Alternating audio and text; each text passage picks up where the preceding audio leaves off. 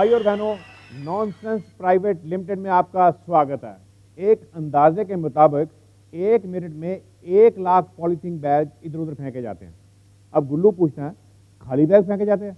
मैंने कहा नहीं यार, उसमें केले, सेब, घड़ियां, किताबें, मतलब जो भी शॉपिंग करके लाते हैं एज इट इज फेंक देते हैं। अब गुल्लू कहता है ये कैसे हो सकता है, लोग सामान निकाल कर खाली लिफाफे इधर उधर फेंकते होंगे। मैंने कहा मैं भी तो यही कह रहा हूँ भाई, खाली पॉलीथीन के बैग इधर उधर फेंक देते हैं, कितनी बेवकूफ़ी है। गुल्लू कहता बेवकूफ़ी तो तब होती है अगर सामान सहित सारा कुछ फेंक देते हैं।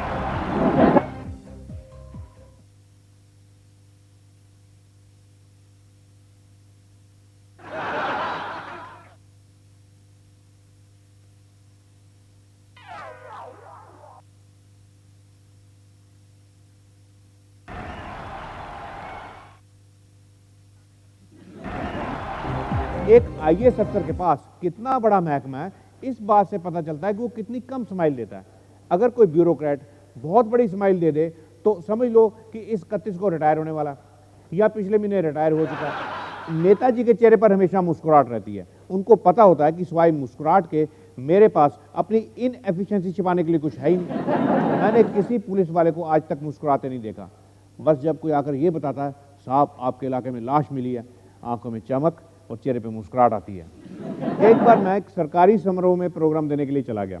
वहाँ के जो इंचार्ज साहब थे वो बहुत बड़े ब्यूरोक्रेट थे। उन्होंने कहा कि यहाँ मंत्री जी ने आना है, आपने जो चुटकुले भी स्टेज पे सुनाने हैं पहले मुझे जल्दी जल्दी सुना दो। तो उन्होंने अपनी फाइल निकाल ली, मैंने जल्दी से अपना चुटकुला सुनाया। वो कुछ इस तरह से रिएक्ट कर रहे थे, मैंने अगला चुटकुला फिर सुनाया, 3-4 बार उन्होंने ऐसे ही रिएक्शन दिया। तो मैंने उनके पीए से पूछा भाई इनको मेरे चुटकुले पसंद भी आ रहे हैं? वो कहता ये तो बहुत हंस रहे हैं, कहीं इनका पेट ही खराब ना हो जाए।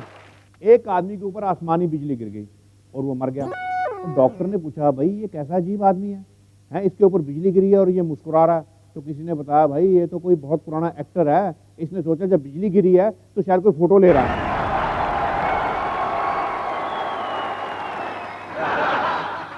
ब्रिटेन में पिछले नवंबर से पब्स और बार को 24 घंटे खोलने की इजाजत दे दी गई। कई लोगों ने बड़ा शोर मचाया यार, इससे तो क्राइम बढ़ेगा, लेकिन आंकड़ों के मुताबिक क्राइम आगे से भी खड़ा है। एक कारण यह भी हो सकता है कि क्राइम करने वाले पीने पिलाने में इतने बिजी हो गए कि उनको क्राइम करना याद नहीं रहा। अगर 24 घंटे शराब के ठेके खोलने का एक्सपेरिमेंट ब्रिटेन में कामयाब हो सकता है तो मेरे ख्याल यहां भी ट्राई करना चाहिए।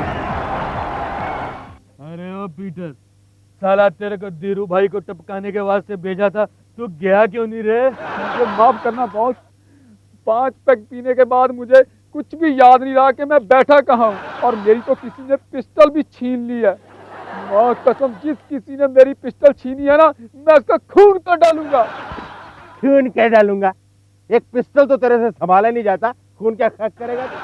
और साला जब तक ये शराब खाने 11 बजे के बाद बंद नहीं होते हमारा धंधा तो साला चल ही नहीं सकता। बॉस, हम आपको पहले बोला था कि इस काम के वास्ते राधे श्याम को एंगेज करने का। वो धीरू भाई को एकदम टपका डालता। अच्छा, अगर वो भी साला 4-5 पैक लगा के लुढ़क जाएगा तो? नहीं बॉस,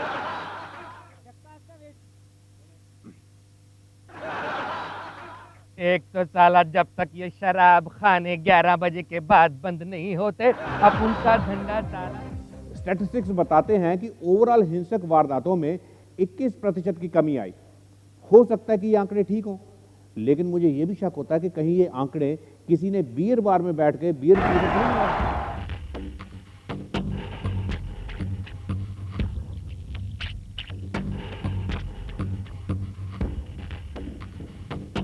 मैडम, मुझे मैनेजर साहब ने भेजा है ये पूछने के लिए कि 3 औरतें एक साथ चुपचाप बैठी हुई हैं, उनकी तबीयत तो ठीक है? हम सोच रहे हैं। अच्छा मैडम, अगर मैं ऐसा जाकर मैनेजर साहब को बोलूँगा तो वो मुझे कहेंगे कि मैं झूठ बोल रहा हूँ। अच्छा जाओ, इनके लिए कुछ खाने को लेकर आओ।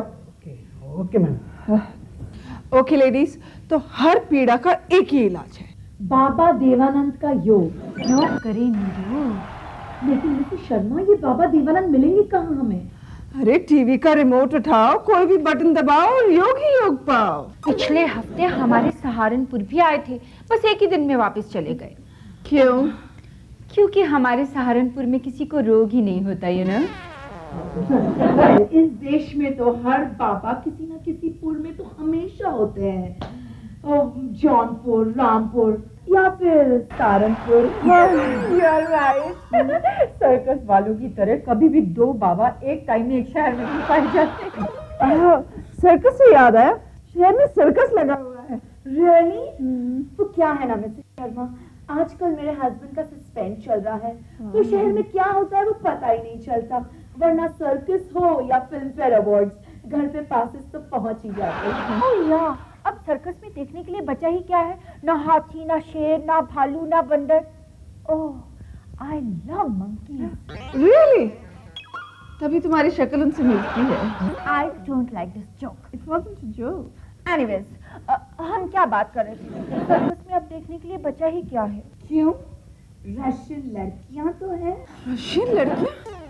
तभी मैं कहूँ, मेरे हस्बैंड के पॉकेट से 3 बार सर्कस की टिकट क्यों निकले? तुम्हारे हस्बैंड टिकट खरीद कर सर्कस देखते हैं? और नहीं तो क्या, तुम्हें क्या लगा टिकट लेकर लोग उन्हें देखने आते हैं? I tell you Mrs Sharma, इन हस्बैंड्स की वजह से है ना हमारी लाइफ में बहुत सारी टेंशन बढ़ गई है। सही बात है, और टेंशन दूर करने के लिए ना बस एक ही इलाज है, बाबा देवानंद का योग। हाँ, मेरी फ्रेंड की एक सिस्टर थी, उसकी 2 साल से पीठ सीधी नहीं हो पा रही थी, बस बाबा जी ने उसकी पीठ पर जरा सा हाथ फिराया और वो एकदम सीधी हो गई, और आजकल तो दौड़ी दौड़ी रोज बाबा जी के पास पहुंच जाती है। मैंने तो ये भी सुना है कि योग में इतनी ताकत होती है कि बूढ़े लोगों को भी जवान कर देता है। फिर तो तुम्हें जरूर जाना चाहिए। नॉनसेंस, तुम अपने आप को क्या समझती हो? 16 साल की जवान कमसिन लड़की। मन से जवान होना चाहिए, तन से क्या होता है? वैसे भी मैं तुम दोनों से ज्यादा यंग लगती हूँ।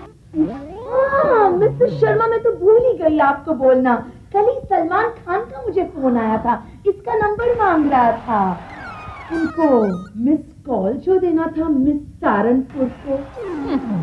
ऐसे तो 100 लोगों की मिस्ड कॉल मुझे रोज आती है।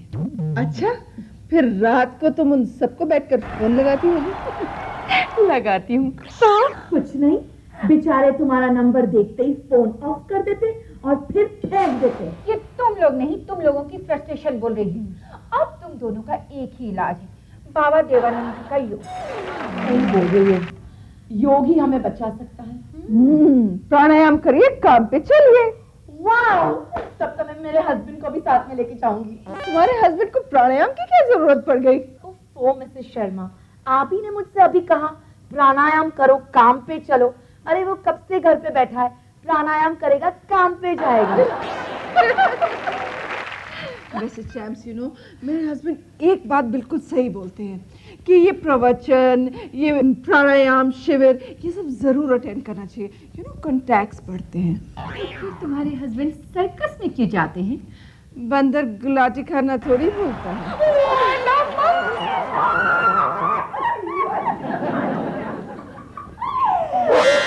शांत रहिए, ये रेस्टोरेंट है, कोई सर्कस नहीं।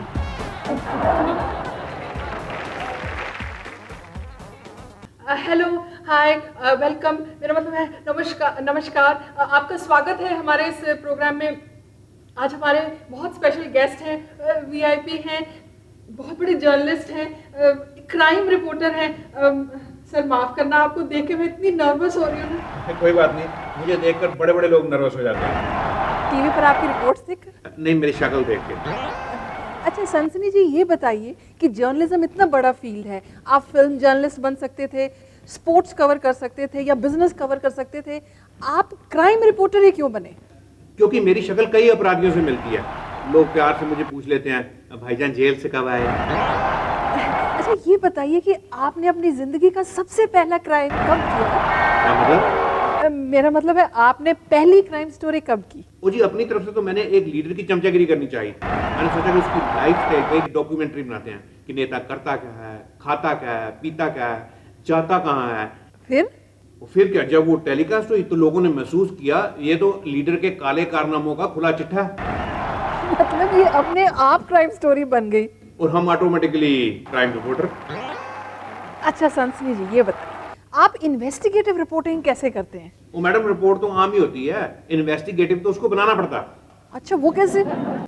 जैसे ही हमारी कैमरा टीम वहां पे पहुंची, लाखों का माल ट्रक पे लादा जा रहा था और हमारे कैमरे देखते ही गैंग लीडर वहां से भाग खड़ी हुई। एक्चुअल में क्या हुआ था? नहीं, होना क्या था जी, वो कैमरा टीम अचानक नहीं पहुंची थी, वो तो वैसे ही वहां कैमरा ठीक कराने गए थे। और जो ट्रक पे लाखों का माल था? और लाखों का माल क्या जी, वो तो ट्रक पे लकड़ी लाद रहे थे। आजकल लकड़ी इतनी महंगी है, लाखों में आती है, हजारों में तो आती नहीं है। अच्छा, और वो जो गैंग लीडर जो आपके कैमरा को देख के भाग गई थी? वो तो इसलिए भाग खड़ी हुई थी कि उसने मेकअप नहीं करवाया था, वो कैमरा देख के भाग खड़ी हुई, मेकअप मेकअप मेकअप। अच्छा, आप ये बताएं सर, आप इतनी रिपोर्टिंग करते हैं, आज तक किसी पर भी असर हुआ है? पुलिस कोई एक्शन लेती है? चैनल वाले कई बार डायरेक्ट एक्शन ले लेते हैं जी। वो कैसे? मुझे कई बार निकाल चुके हैं। देखिए, वो बिल्कुल नेचुरल है, जस्टिफाइड है। आपकी रिपोर्ट्स होती ही ऐसी हैं, पता नहीं चलता कि आप पुलिस की साइड पे हैं या क्रिमिनल्स की साइड पे हैं। इसी को तो कहते हैं अनबायस्ड जर्नलिज्म, निष्पक्ष पत्रकारिता। नहीं, पर रिपोर्ट से ये तो पता चलना चाहिए कि ये पुलिस की स्टोरी है या क्रिमिनल्स की स्टोरी है। कई बार उनके कारनामों में कोई फर्क नहीं होता, तो हमारी रिपोर्टिंग में क्या फर्क आएगा? ये सप्ताह जो आज से शुरू होने जा रहा है, ये शादीशुदा आदमियों के लिए एक किस्म के खतरे की घंटी है, क्योंकि शुक्र पर शनि की और शनि पर मंगल की विपरीत छाया पड़ रही है। शादीशुदा आदमी भूलकर भी अपना पर्स अपनी बीवी के सामने मत खोलें या रखें, इससे छीना झपटी हो सकती है, और छीना झपटी में आपकी आंख भी जा सकती है। बीवी के साथ जब भी आप शॉपिंग करने जाएं तो बिना जेब वाले कपड़े पहन के जाएं। अगर एक आध जेब हो भी तो उसमें पैसे मत रखिए, क्योंकि देश में नए नए मॉल बन रहे हैं, नई नई मार्केट्स बन रही हैं, जगह जगह सेल लगी हुई है, और कर्ज के भार से आप आत्महत्या भी कर सकते हैं, लेकिन हम ऐसा होने नहीं देंगे। उपाय नोट करिए, 2 किलो काली दाल, 1 किलो नमक और 1 झाड़ू लाल लिफाफे में डालिए और उसके ऊपर एक धागे से अपना क्रेडिट कार्ड बांध दीजिए और चलते पानी में बहा दीजिए। आने वाले 6 महीने में आपकी बीवी शॉपिंग नहीं करनी जाएगी। दूसरा उपाय आप ये भी कर सकते हैं कि एक सेल डिस्काउंट का बैनर ले लें, जिस पे कम से कम 50% डिस्काउंट लिखा हो, उसमें नारियल बांधिए और अपने घर के पिछले दरवाजे के ऊपर टांग दीजिए। आपकी वाइफ को सेल से टेम्परेरी एलर्जी हो जाएगी। हेलो, हाँ जी, क्या समस्या है?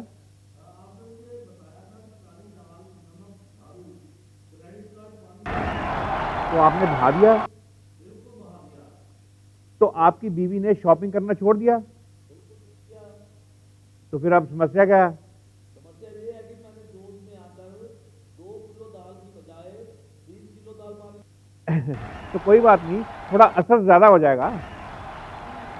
बीवी शॉपिंग में इतना तुरंत हो गई है, उसने घर का पुराना सामान जो खरीदा हुआ था जी, वो भी बेचने लग गया है। अच्छा, कोई बात नहीं, आप यहाँ आ जाइए, एक और उपाय कर देंगे। क्यों नहीं आ सकते?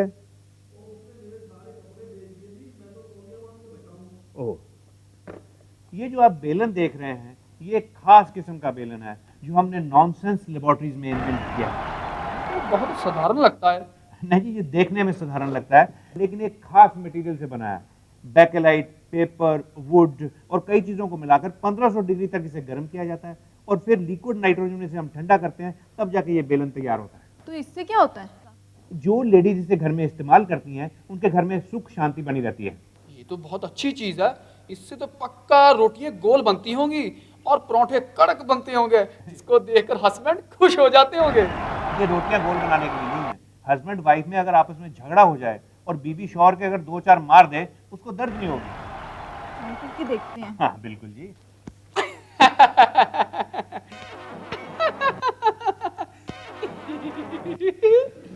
आप भी इसे घर ले जाइए, अपनी बीवी से कहिए आप पे ट्राई करें। मैं इसे घर ले जाके क्या करूंगा? क्यों? मेरी तो अभी शादी नहीं है। हे भगवान, ये दिन देखने से पहले मैं मर क्यों ना गई? जिंदा क्यों हूं मैं? ऐसी औलाद थी मेरी नसीब में। माँ, खबरदार, खबरदार जो तूने अपनी गंदी जुबान से मुझे माँ कहा तो। अरे पैदा होने से पहले तू मर क्यों नहीं गई? इस दुनिया में आई क्यों तू? अरे लोग इस दिन के लिए औलाद मांगते हैं। हमने सोचा था कि तू मेरा और बाबूजी का नाम रोशन करेगी, लेकिन तूने तो हमें भरे बाजार में नंगा कर दिया। किसी को मुंह दिखाने लायक नहीं छोड़ा कल मोही। रिश्तेदारों को क्या मुंह दिखाएंगे, क्या कहेंगे कि ऐसी बेटी है हमारी, ऐसी। और तेरे बाबूजी कहीं ये सब सुनकर उनका कलेजा ना फट जाए, कहीं उन्हें, शायद तेरे बाबूजी हैं। रामू काका,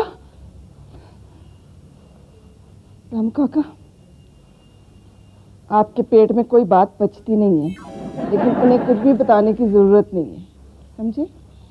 हार्ट की मरीज है ना।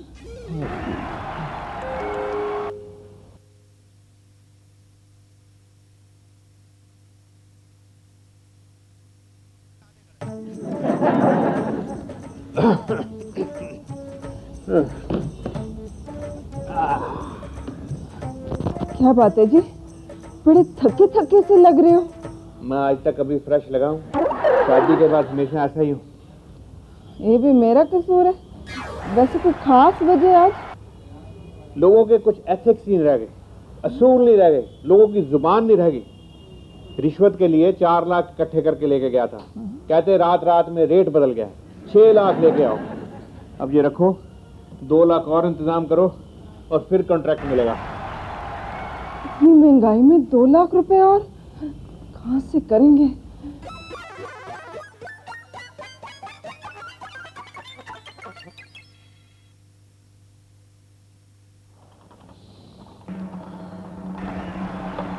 रामू काका, तुम्हारे हाथ क्यों कांप रहे हैं? कुछ कहना चाहते हो?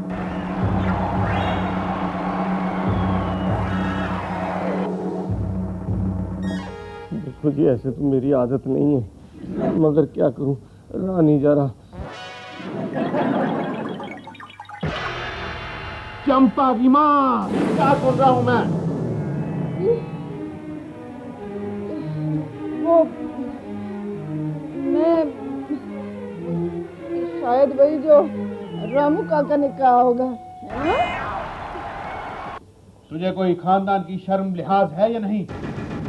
मैंने कितनी बार कहा था लड़की को सिर चढ़ाने की जरूरत नहीं है, लेकिन मेरी सत्ता कौन है? तुम्हारे चाचा की लड़की डॉक्टर है, मामा की लड़कियां इंजीनियर्स हैं, और तुम्हारी अलीगढ़ वाली मौसी की लड़कियां सॉफ्टवेयर इंजीनियर्स हैं। और ये क्या क्या सपने देखे थे, लेकिन हम सारे खानदान में कहते फिरते थे कि हमारी चंपा आइटम डांसर बनेगी, क्लब में नाचेगी और फिल्मों के हॉट नंबर पर डांस करेगी। क्या इसी दिन के लिए हमने तुझे म्यूजिक और डांस स्कूल भेजा था? इसी दिन के लिए? अरे आईएएस, आईपीएस और डॉक्टर लड़कियां तो हमारे खानदान में 20 हैं। अगर एक नहीं थी तो आइटम डांसर। हमारे भी सपने थे कि बड़े होकर तेरा भी कलियों का चमन खिले, तुझे भी कांटा लगे और तू गलियों गलियों गाती फिरी कि मेरी बेरी की बेर मत तोड़ो। बाबूजी, मैं आइटम डांसर नहीं बनना चाहती। अगर तू आइटम डांसर नहीं बनना चाहती तो क्या बनना चाहती है? बाबूजी, मैं रामगढ़ की सरकारी पाठशाला में मास्टरनी बनना चाहती हूँ। वहाँ के छोटे छोटे फूल जैसे बच्चों को पढ़ाना चाहती हूँ। मेरे जीवन का रास्ता अब रामगढ़ की पगडंडी पर जाकर ही होगा। अगर तूने रामगढ़ जाना है मास्टरनी बनने के लिए तो मेरे सीने के ऊपर से पांव रख के जाना होगा। रुक जा चंपा, अगर तूने एक भी कदम घर से बाहर निकाला तो तुझे अपने बाबूजी का मुंह देखना होगा। हम मुझे रामगढ़ की सरकारी पाठशाला में मास्टरनी बनने से कोई नहीं रोक सकता।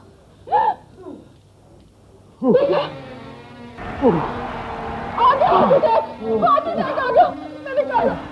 सुनो जी, अगर आपको हार्ट अटैक आ ही गया तो ये छवि को छोड़ दो ना। और तुम कुछ कह रहे हो? वही कर रहा हूँ जी। और ये बाजी, आप रहने दो जी, मैं हूं ना, मैं कहती हूँ।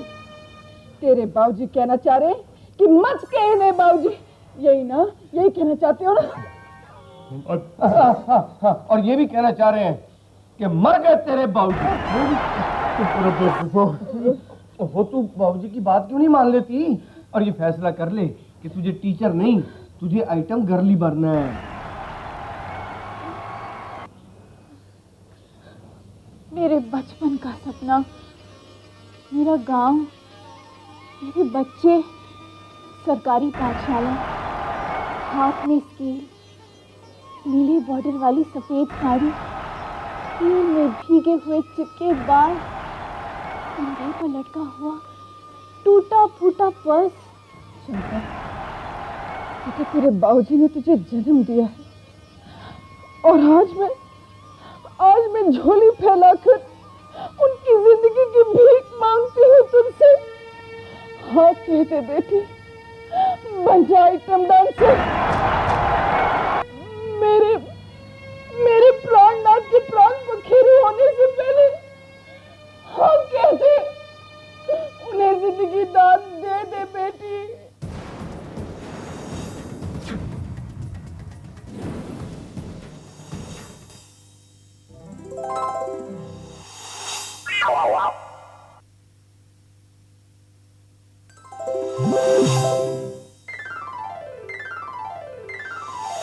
देखो जी, हमारे पास समय तो बहुत है, लेकिन इससे ज़्यादा हम आपको बोर नहीं कर पाएंगे। और वैसे भी हमारे सारे आइटम्स खत्म हो चुके हैं और हमें पक्का भरोसा है आपको भी इस सदमे से निकलने के लिए कम से कम 1 हफ्ता चाहिए।